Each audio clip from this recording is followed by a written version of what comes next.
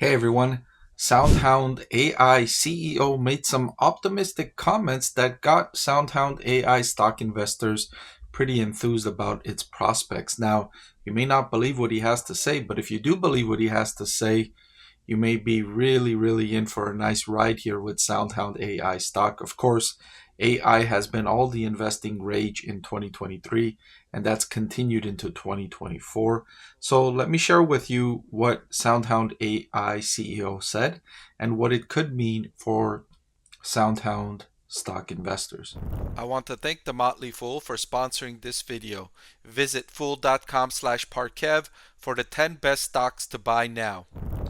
So here's the comment that was really exciting for SoundHound, and it was the CEO saying that in 2016, after about a decade of stealth research and development, we launched our breakthrough voice technology powered by innovations such as speech to meaning and deep meaning understanding. These capabilities allowed our voice assistance solution to process not just speech, but also meaning, understanding in real time, just like the human brain. And our ability to quickly handle complex and compound queries accessing live data remains unmatched in the voice industry today. So those are some pretty remarkable achievements for SoundHound, given the breakthroughs that achieves and the opportunities it unlocks for services between communications between humans and devices. That's been lacking for the most part, right? The human to device communications we had up until now were very basic, very basic, and not very intuitive. So SoundHound AI is changing that. It's making it more intuitive. It's making it more practical. It's making it more desired among customers that are looking at this as a better way of communicating with devices instead of, having to touch, type. You can just tell the device what you're looking for and have the device give you that answer or give you that solution that you're looking for, whether it's saying, turn the TV on or put this song on or turn left or turn right or order something or whatever the case might be. There are so many use cases that can be enhanced with SoundHound's technology. And if you believe what the CEO has to say, and you believe that they are, in fact, leaps ahead of the competition and it remains unmatched, then its prospects are pretty spectacular.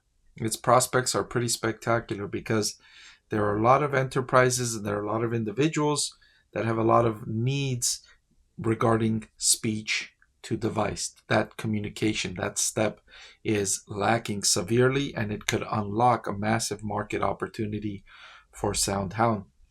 It goes on to say, smart answering is completely disrupting how businesses of all types directly respond more intelligently and usefully to their customers. More intelligently and usefully to their customers.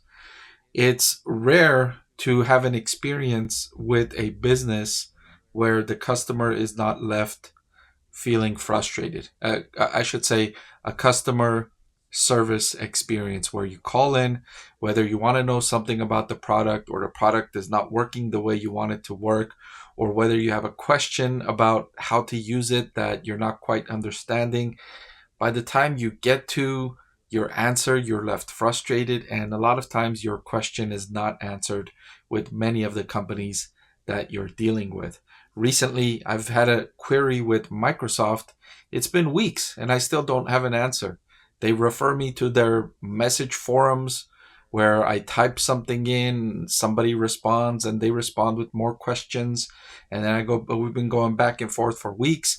You call customer service at Microsoft, nobody answers. I couldn't find, let me know if there's a phone number to Microsoft customer service, because I certainly haven't been able to find it. I can't find good help on the product that I'm looking to find help on.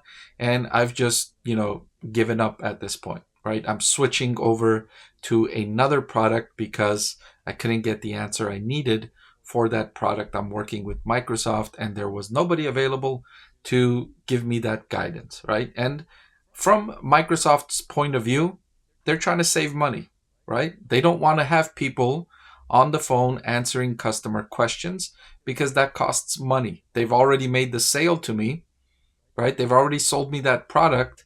And if I have a question about it 6 months or 12 months later, oh well, they try to refer you to the frequently asked questions section and avoid communicating with you directly. Well, SoundHound AI is an excellent solution that will save the company the labor expense so they don't have to pay people, because we all know companies don't want to pay people, or at least some companies don't want to pay people or try to pay as little as they can. And it still solves the customer service problem. It still answers customers' questions. Imagine it has all of that data from the manual, from your manual, that, that little fine print that you get with every product. Imagine it's filled with that data and you can communicate with it by asking it a question. Instead of having to read through the manual, you ask a question and SoundHound AI's technology surfaces the answer from the manual and you get your problem solved. So really innovative technology here and exciting prospects for SoundHound AI. It goes on to say, the voice-enabled vehicle intelligence domain uses internally developed artificial intelligence and large language models to provide answers to almost any question about the car's functionality, maintenance, or repair completely hands-free. Of course, the opportunity of this kind for voice-enabled user manuals doesn't begin and end with automotive. It can be extended to any device or appliance, allowing the manufacturer to achieve cost savings by lowering the frequency of customer calls and saving customers the hassle, the hassle of having to find and figure out the instructions. Wouldn't that be great?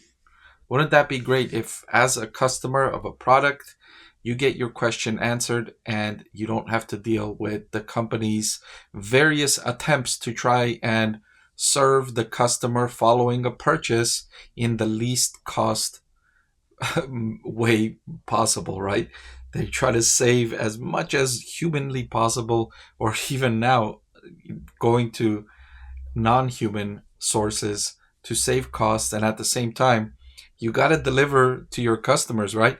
A frustrated customer like myself, I've now moved on from Microsoft. I'm not likely to go back to Microsoft for any of their future products, knowing that if I need help, I'm not going to be able to find it. So now, anytime there's a product that has a rival to Microsoft, I'm likely to choose one of their competitors' products instead of Microsoft, especially if it's Apple, because Apple has much better customer service. When I need somebody on the line, when I have a problem, I can get somebody on the phone and they solve my problems almost every time. I've never been left with a question unanswered. Not true with Microsoft. So companies, that's a big loss, right? Losing a customer like myself for several years.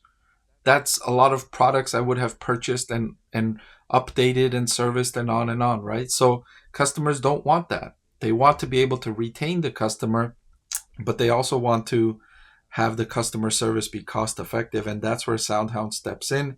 And enterprises would love to pay for SoundHound's technology if it solves that problem for them. If it keeps their costs down and it solves customer queries, that's a win-win solution. They'd love to pay SoundHound for that technology. So it's a matter of SoundHound making sure that it's effective, being cost effective, right? Because enterprises are not going to want to pay SoundHound more than they could pay an employee.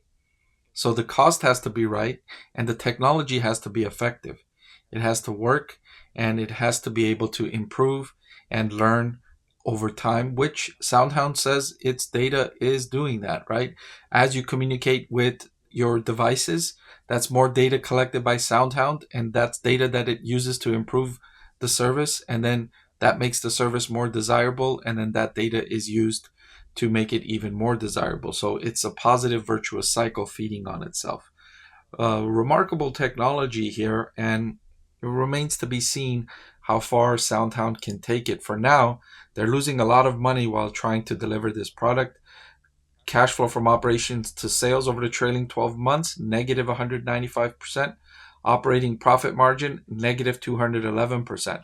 The good news is it's moving in the right direction, and they restructured earlier in 2023, and their costs, they've been able to improve their efficiencies. Costs have come down as a percentage of sales, and you see that line there. So hopefully they keep moving in this direction, and if they do, it could deliver significant returns to investors in the long run.